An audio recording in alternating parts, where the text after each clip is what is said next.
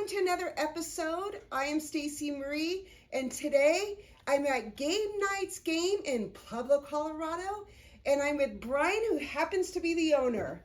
Hello. Yeah. And we're going to be talking about board games. So we'll be right back. A hopeful romantic, a prolific boyfriend on the spectrum, a tempting new boss, a year to choose the one. Take a trip around the world and you will discover that love is worth the journey. 4 seasons at Cutler's, A Year to Choose the One by Caroline McBride. Stay in the loop by subscribing to my newsletter. Go to stacymarie.tv to sign up today. Country music artist Clayton Smalley is an upcoming artist whose music has been streamed 3.5 million times. His new single, Always Barely Getting By, is an anthem for the middle class in America. All of his music is available where you stream music. Follow him on social media and go to his website at ClaytonSmalleyMusic.com. Seems like I'm always barely...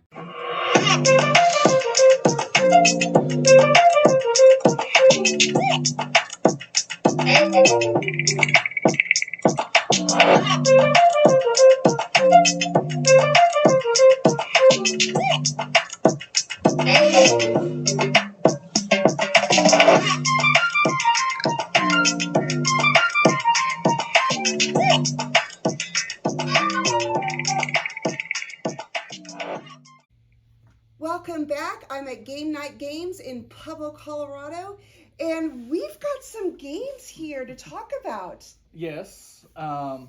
Which one do you want to start off with? We can start off with some of our more simpler games, kind of build up some excitement with some of our people who are watching that aren't interested in or aren't used to playing games. So what we call these our evergreen games, which are ones that are kind of our beginner level entry into the non-traditional games. This one is Ticket to Ride. It is a set collection game where you are collecting sets of colored trains to complete tickets throughout the United States. So you can see down here, there's different track routes connecting cities throughout the United States, and you collect the different sets of colors in order to claim that track and then collect the tickets for traveling from New York to Boston or from Boston to Seattle or so on and so forth, depending on what you drew at the beginning of the game. And I love this game. You know that. Mm-hmm. And I love this game because it's pretty much like screw your buddies. So you could block them with your cards so they can't make their destinations. Yes, after a while you can start to, as you become more comfortable with the game, you can see where your opponents are going, what cities they're trying to connect, and you can still attract and make them take a detour through 2 or 3 other cities to finish the ticket that they are trying to collect. Yeah, I love this game. And they have a kids version. Yes, we also, a lot of our evergreen games, such as Ticket to Ride, we have First Journeys, or My First versions of them, which have streamlined versions for families who want to play with their children. And the adult version is just a little too heavy, a little too much. So we have our First Journeys, which kind of target kids as young as 6. We have other games that target kids as young as 2 or 4. But Ticket to Ride, First Journey is one that is easily playable with kids as young as 6 all the way up to, your teens and your adults who are learning how to play. Awesome. And then we have Distilled. Now tell me about this one. This one intrigues me. Distilled is a fairly new game. It's only been out for maybe a little over a year through Kickstarter. That's how we initially found out about it. One thing about our store is that we do kickstart some board games that you normally wouldn't be able to access through normal distribution or retailer routes. So we do Kickstarter, which is group funding or crowdfunding. And so people pitch their ideas, pitch their game, and then you sponsor it kind of paying for the production of the game if you are so inclined. And so Distilled is one that we backed here at the store. It is a spirit creation game as far as whiskey, bourbon, vodka, those type of things. And so the game is you are the owner of a distillery, and you are every turn you're buying ingredients, you're buying uh, machinery and parts of your factory or your distillery, hiring workers to promote your alcohol. And at the end of the game, after 5 rounds, the person with the most money and victory points is the one who's won. And so by creating different types of alcohol, you earn victory points and you earn money, and that's how you win the game. And as you go on, same with Ticket to Ride, same with Distilled, a lot of the other games that we might highlight. As you go, they have expansions where they add a little bit of a couple new rules, some new cards. So Distilled started off kind of all around Europe and America and South America, and then they moved into Africa and the Middle East with an expansion that then focused on African and Middle Eastern types of spirits that you can then try to create as well. Oh, I love it. And I think this game would be a great game instead of playing poker with the guys one night. This would be a perfect one. Yes. Facebook pages, they have a lot of people that talk about drinking the real alcohol that you're making in the game while you're playing.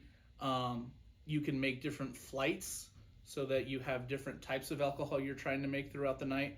And so people try to pair up actual alcohol that they are drinking with the different alcohols that they're making to kind of make it more inclusive and a whole, as Stacy said, something that you can do with your buddies, and you're drinking and you're playing a game, but you don't have to worry about losing money. You don't have to worry about anyone.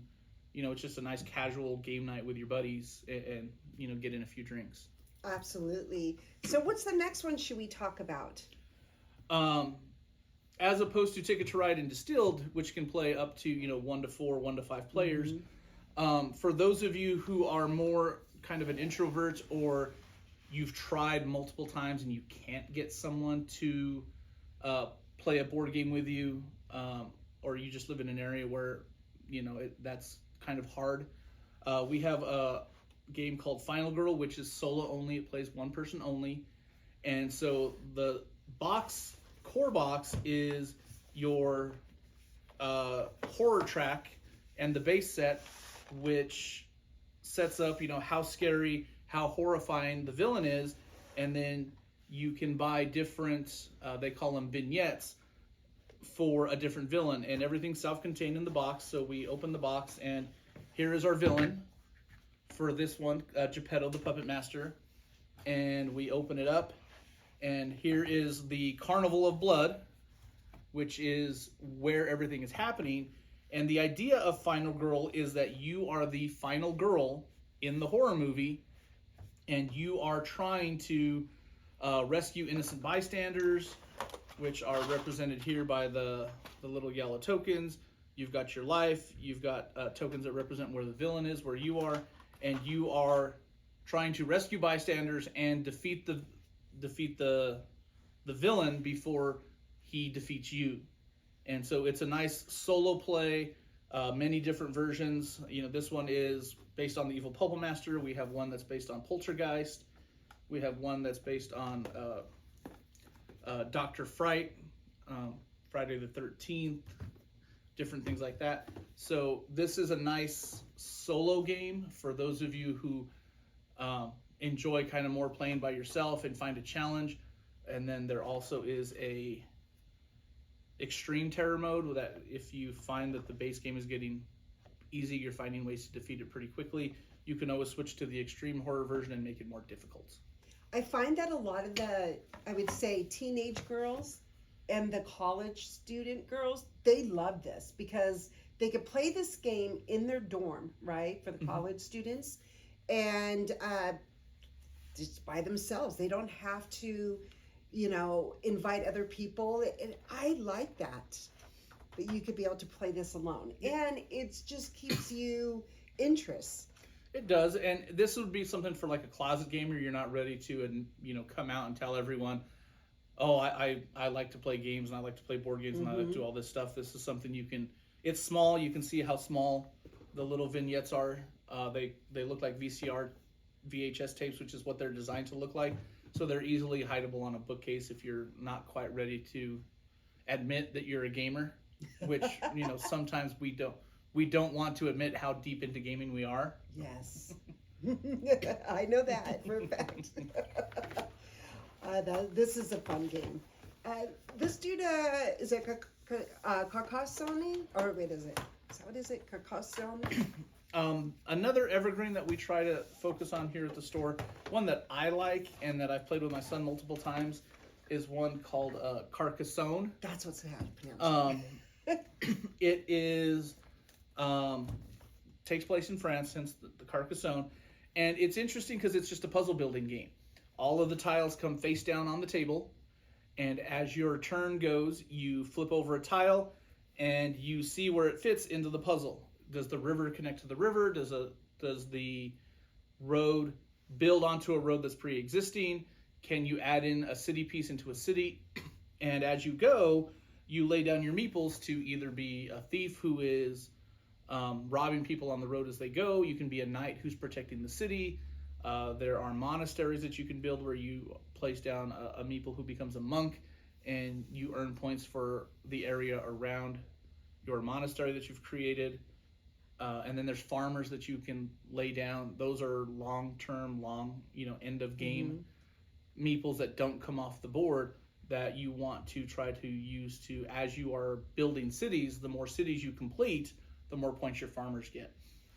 It's easy. This is also one, as Stacy Marie said, it can be a very screw your friend type of game because you can't place a meeple on something that your friend has already started to build.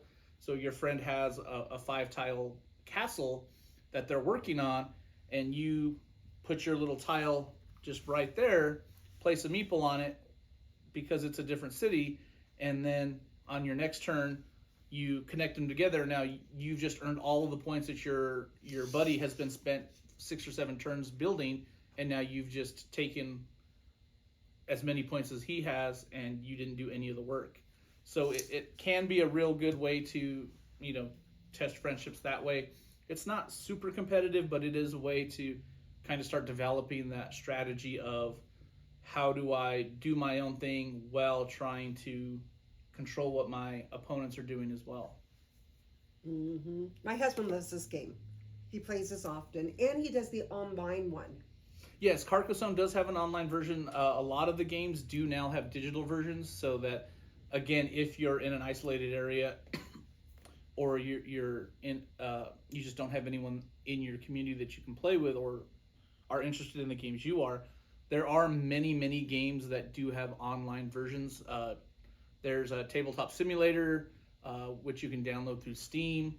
Direwolf Digital is another company that does a lot of online gaming for board games.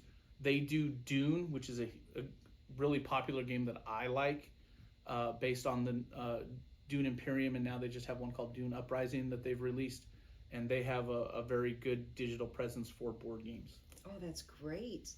Well, let's get into the Marvels, because there's a lot of fans out there that loves Marvels comics. Yes, Marvel has expanded into a lot of different things. One of the more popular games at the store right now, we have a pretty decent community that comes in every Saturday, and probably about 8 or so players come in pretty consistently. We've had tournaments where we've had up to 12. Couples come in, families with their kids come in and play this game. It's called Dice Throne. They have their own IP, intellectual property, where they have their own characters and they've created their own kind of world that Dice Throne takes place in. But they've also got Marvel, which they've partnered with, and so you can play with different superheroes. And Dice Thrones is what we call Battle Yahtzee. So you have dice that you're rolling just like you would in Yahtzee, and you can roll multiple times to try to get the biggest combination of attacks that you can against your opponent. So on your turn, you are playing cards, rolling dice, trying to manipulate them into dealing as much damage as you can, and then your opponent gets a chance to roll their dice to defend themselves. And it's just constant back and forth, rolling your dice, and first one to lower the opponent's hit points to 0 wins. And so right now the Marvel characters they have are Spider-Man, Loki, Thor, and the Scarlet Witch in their base set. There are a couple other characters that are out as well. Black Panther has his own set, and Captain Marvel has a play as well. A new version of Dice Throne that just released in the last couple months is Santa versus Krampus for the holiday season. That looks great. It does pretty well. Santa is he's a pretty good character. A lot of people. He's got holiday cheer tokens that he can add in. He's got eggnog that he can use to help heal himself and do things to his opponents. And then you have Krampus, who his evil version, who is trying to defeat him. Now, the best thing about Dice Throne is it's interchangeable. I can play Spider-Man versus Santa. I can do Krampus versus Thor. I can use Loki versus the gunslinger that is in the actual Dice Throne IP. And so it's interchangeable. So even if you buy the big set, kind of like the Marvel starter set with all 4, you can always just buy one of the standalone 2-player kits, and you can mix and match all you want. And right now there are 8, 10, 14. There are 18 different characters that you can play right now. So there's a lot of replayability with this game in playing a different character every turn, playing against different characters. And they just recently announced a X-Men.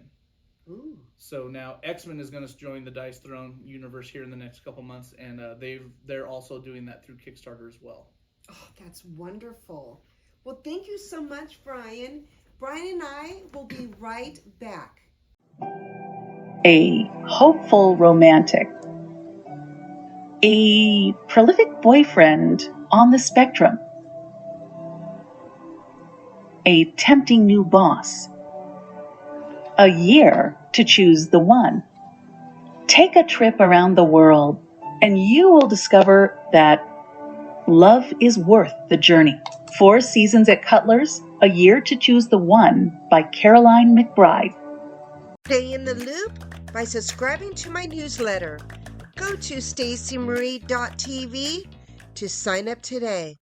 Country music artist Clayton Smalley is an upcoming artist whose music has been streamed 3.5 million times. His new single, Always Barely Getting By, is an anthem for the middle class in America. All of his music is available where you stream music. Follow him on social media and go to his website at ClaytonSmalleyMusic.com. Seems like I'm always barely...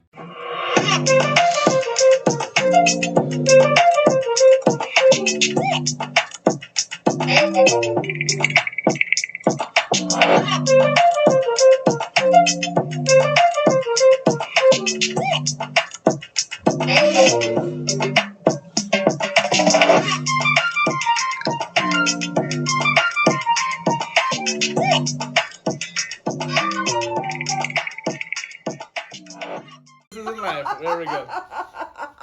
Welcome back. I'm at Game Night Games with Brian, and you got a Disney card game.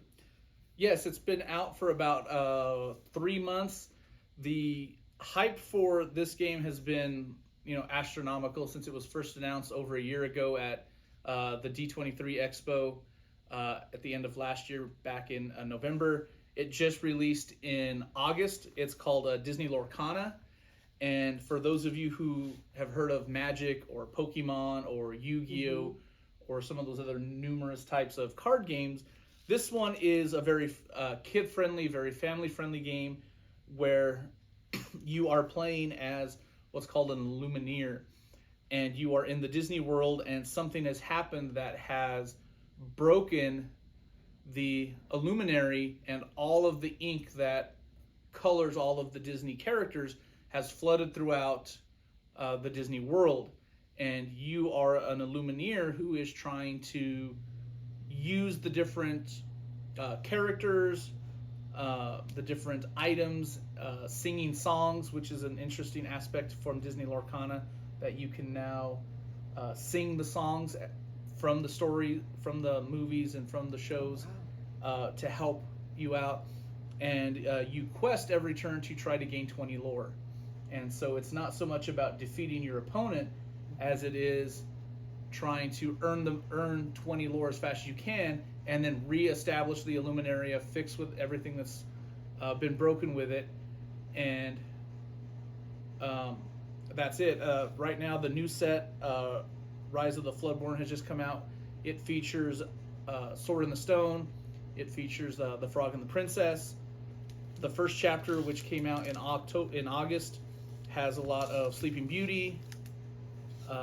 Frozen is a big part of the first set, and then again all of the traditional Mickey characters: Mickey, Donald, Minnie, Goofy. They are all in both sets as well. So there is a lot of the traditional Disney characters. There are a lot of the non-traditional ones. Most people don't think of Sword in the Stone as one of their first movies when you think of Disney, but yet they've become a featured part of the movie. The next set has already kind of started being linked or spoiled, and they're going to be doing DuckTales. Oh, wow. So Scrooge McDuck and his nephews are going to be arriving in it. Jungle Book is going to be a big part of it. Winnie the Pooh and Christopher Robin and his friends have just entered into the Lorcana game, and so it's a very interesting, lots of hype. It's finally able to be bought in public. Collectors kind of ruined it for a lot of people at the beginning with buying up all the product, trying to scalp it, and finally Ravensburger, the company, has finally started to reprint a lot of the cards, add in extra waves of support so that those who want to play the game can play it at cost rather than 2, 3, 4 times what it's originally sold for, because scalpers and collectors have got to it first. So it's a very kid-friendly game, very family-oriented. Here at the store, we've always charged MSRP for it, so you can always get it at cost here. From us, we do a Lorcana League every Friday evening, so you can always come in and join us, learn how to play. We have pre-constructed decks that you can learn how to play. You can come in and trade if you are someone who already knows how to play the game. You can come in and play League, trade for cards that you don't have, earn promos, again at no cost, because we are an organized play store for Ravensburger. So we are an official store that provides League play tournaments. When they announce tournaments in March with a new set, they're actually going to start having official tournaments and official prizing and all that kind of thing. That's wonderful. So what is the age group that normally plays the game, or what is the youngest that could start playing it? Definitely someone who reads, and same with Pokemon.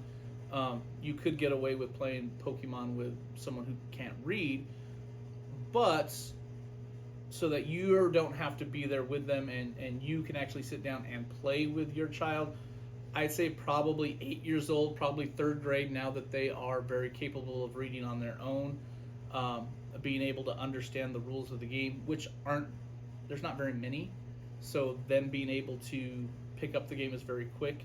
But I would say anyone who can read and understand would be able to play. So I'd say as young as 8, 9 would be able to sit down, open this out of the box, and start playing. Oh, that's wonderful. I want to switch gears and talk about your game store, because my family and I just love your game store. We are so thankful that you're here in the community, and it's so easy access off I-25 to even come and spend time here. But what made you decide to open up a game store? Similar to most people, it was kind of a hobby, enjoying playing games, and I think after a while, as you get older, you kind of want the non-stereotypical gaming experience. Mm-hmm. We're not the 20-something-year-old college student. We're not the high school age kids who haven't learned proper hygiene yet. And I wanted to have a place where I could bring my son with me. I could bring my family to the store, and we could play together. And I think that's one thing that a lot of people struggle with, is sometimes getting past that initial negative stereotype of being a gamer.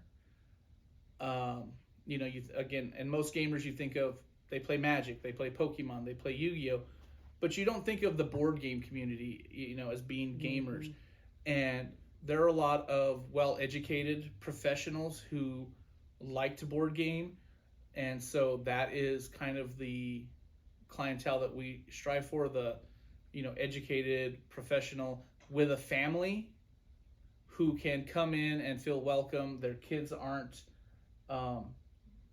chased out the store. They're not chased out the store, and just everyone feels welcome. Yes. I think one of the biggest things for us is that, again, defeating that stereotype is, we have a lot of single women who are willing to come into the store by themselves and game here, or just them and their kids will come in and play here. Yes. And so the fact that we have those type of people who are consistently coming in as part of our community shows us that we are doing our job of making it welcoming, making people feel comfortable playing, even finding people to play with. We've had a lot of people who come in like, oh man, I wish I knew how to play. I have this game and I want people to play with, and mm-hmm. we have gone out of our way to say, oh, well, we've got a couple people who play that game, and we'll make some phone calls and we'll set up a kind of a play date to come in and play that game that you like with other people who play that game that you would never think to, or would even know how to get in touch with. And we'll do that. And now we've got people that come in on Thursday evenings and play games. Probably, looking at our clock right now, probably in another hour or so, we'll have another couple groups that come in and play. We have our role-playing groups that come in and play. And I would love to go over all mm-hmm. the everyday what you got going. But I want to say the greatest thing about coming to your store is walking in. For us, it was walking in for the first time. And we're not the only ones that ever said this. But once we walk in, whether we buy or not, you feel like part of the family. And that's what's so great, because it's a reflection on who you are as a business owner and as a person, Brian, because everyone that comes in is like, I want to come back. I feel like part of the family. And your staff is fantastic. And they're funny. And we always laugh at Noel. But anyway. Yeah, we have a very good staff. You do. Very diverse. And I think that's the other part. I'm a teacher by trade, so yes. Being able to relate to people is something that I have to do as part of my job. Interacting with kids is something that I've always enjoyed doing. I've worked with kids since I was a teenager, with Boys and Girls Club and Upward Bound and different things. So having kids in the store never felt alien to me, mm-hmm. because I've always been around kids, and I've always yes. So they've always been a part of what I do, whether it's my big extended family, being Mexican in Colorado, you're always going to have a lot of cousins and a lot of kids around you. But then being a teacher, and so we have another teacher on our staff, so he's very well spoken. He can explain a lot of our board games. We have someone on staff who's an expert on trading card games. We have another one who's an expert in Pokemon. So between the four of us, you can pretty much get help with anything you need here at the yes. store, which is what Stacy talks about, is we are more than welcome to sit down and talk with you, whether we sell you something or not. The goal is to build a gaming community. And even if you come in and don't buy anything, you're becoming a part of our community. Yes. And to us, that is just as important, if not more so, because that's why we started the store in the first place, to kind of go back to the original question. We wanted a community where we could play, others can play, and yet everyone still feels comfortable being in the same area. And we don't accept cussing here at the store. We don't tolerate that. And we've done really well with a lot of our players of, instituting a swear jar. So if people are cussing, they get a warning. Then after that, it costs $1. and the swear jar money goes into tournament support for the different games that are happening here at the store. We have a back room for kids or significant others. They're here because their boyfriend or their wife or their husband or whoever, their son is here playing, and I'm not really a part of the community. I just kind of want to go read my book. Well, we have a back room in the back. Yes, we're going to show that too. So we tried to find a way for everyone who comes into the store to feel comfortable while they're here, whether they're gaming or whether they're not. Yes, and that's what it's just, yeah, we enjoy our time here. And we met a lot of friends that play here, which is wonderful. I talk about the activities you have on a daily basis with people playing games that maybe somebody that is watching would like to participate. Yes, we're open Wednesday through Sunday. We're closed Monday, Tuesday because I would like at least a little bit of time to have with my family in the evenings, and take off an occasional weekend. But on a weekly basis, we have 3 nights a week where we run role playing. We do Dungeons and Dragons on Wednesdays and Thursdays, and then we run a Pathfinder group every Saturday evening. We just recently expanded our role-playing section, so we're hoping to start doing some Star Wars, Legends of the Five Rings, Shadowrun, just to kind of expand what we can offer for role-playing, because we know there are a lot of people who like to do that.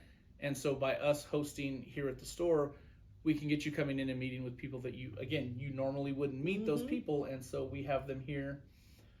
We actually just created a year-long D&D event that we're going to culminate with in December of 2024. So you are hearing it for the first time here. We have a year-long activity plan for all of our Dungeons and Dragons RPG players that will culminate in a multi-table epic event in December for those people who come consistently to the store and play here in store. Then we'll close the store down, and it will only be for D&D on that Saturday here at the store to have a big multi-table epic event that our DMs will run. Oh, that's wonderful. And do you guys have a Pokemon group too? Yes, we do. We are an official Pokemon league with the Pokemon Company. We have official Pokemon League nights on Wednesday and Saturday. Wednesday nights are more for our kind of adult competitive players. And then Saturdays are for families, children, the more casual type of, hey, let's just go find a place to play. Let's learn how to play. Let's trade cards, that kind of thing. Saturdays are more casual kind of, let's get out and play and have fun playing Pokemon. Whereas we found that some of our players who are more competitive, they like to earn points to go to regional tournaments and world tournaments and different larger events that you have to earn points by playing more competitively. They wanted a day where they can come and play and not feel bad about, getting partnered up with a 10-year-old kid and destroying him in 2 minutes. Well, now they can come on a Wednesday, they can play their really competitive deck against fellow Pokemon players who are at the same level, and they don't have to feel bad. Versus Saturdays, those same adults, those same guys, we have a lot of crossover between our casual and competitive group. They will come in and just bring their more casual decks, and it's more, they understand that, hey, Saturdays are our laid back days, let's just come in and bring a fun deck. Wednesdays are our, okay, we're out for Blood Day. So we're able to meet whatever you need with Pokemon. If you're a competitive player, we have our Wednesday nights. If you're, casual and, hey, we're just in it for the fun of it, let's meet new people, that's our Saturday afternoon league. Oh, that's wonderful. How much advancement does somebody need to give you if they want to rent out a table? Actually, you don't have to give us much notice, because we don't rent out our tables unless we know, or you really want to make sure that you have a table available. Most of the time we have tables available throughout the week. I think right now Saturdays are really the only day where all of our tables are packed every day. But if you are hosting birthday parties, which we've done before, we've had Christmas parties here, We've had going away parties for different players here within the community. If you let us know a week or so in advance, we can usually hold a table, and we still won't charge you unless we know for sure that, hey, do you really want this size table? The one we're sitting at right now is a 4-foot by 6-foot table. If you really want to make sure you have one of the big tables, we charge $10 an hour to use the table, or it's $30 for 4 hours. And part of that rental is everyone gets a soda and a candy as part of the rental. So That's even great. if you're just here playing, we're not really charging you. I mean, we are charging you for the table, but you're getting something back out of it. You get a chance to play with your friends, but then you're also getting something from the store as kind of a thank you for coming in and choosing us to be the place that you play. And so we do that. And usually a week, at least 2 or 3 days on most instances. But if you're looking at something like a party, or you want to do your RPG group here, and you really, really want to make sure you get a table, you can call us, reserve one, and then if the store's full, we will charge you for that because, hey, we had lots of people here, but we held the table for you. We're going to charge you because we had to hold the table. But if you come in and the table was open anyway, you see 2 or 3 different tables open, the table's yours just because it's open. Oh, that's wonderful. I want to talk about one thing about being a shopper here is that we could earn points. Tell us about that. One of the things we do through our point of sale system is when you come in, you can check in and you can use your phone number, and you earn points for every purchase you make here at the store. Every $5 earns you a point, and then the more points you earn, the bigger the reward. If you're just here hanging out and you're one of those ones that's constantly here, we have a lot of players who are constantly cashing in points because they want a free soda or a free drink while they're playing. Like, oh man, I left my wallet at home today. I'm getting kind of hungry. Oh, well, let me cash in some of my points. I'll get a free candy bar, or I'll get a free soda. You can cash in points for 10% off larger purchases, and you can get the first level's 50 points gets you 10% off up to $20. If you save up for 100 points, you can cash in for 10% off up to $50 off of your purchase. So we have a lot of our more consistent spenders who are constantly saving up for that. And around Christmas time, we've had a lot of people using those for Christmas, as they spend a couple $100 buying for their friends, themselves.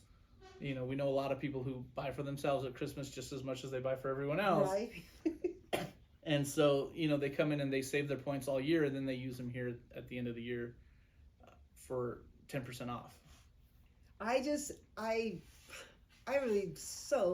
love coming here. I just love what you have. You always have a good, well-stocked store, and appreciate the time today. And follow on Game Night Games on Facebook. You on Instagram? We do have an Instagram page as well, yes. And we are on X, the platform formerly known as Twitter. It's Twitter, yeah. Oh, I gotta start following you on there because I'm on there. Yeah. I didn't know you were on there. We don't post a whole lot, but we have a page. Every once in a while we'll throw something out there but most of our announcements will come through Facebook or Instagram. Awesome. Well, that's a wrap, and thank you for watching, and have a great day. I am Stacey Marie. I am Game Night's Game in Pueblo, Colorado with Brian, who is the owner, and we need to talk about the Star Wars card game.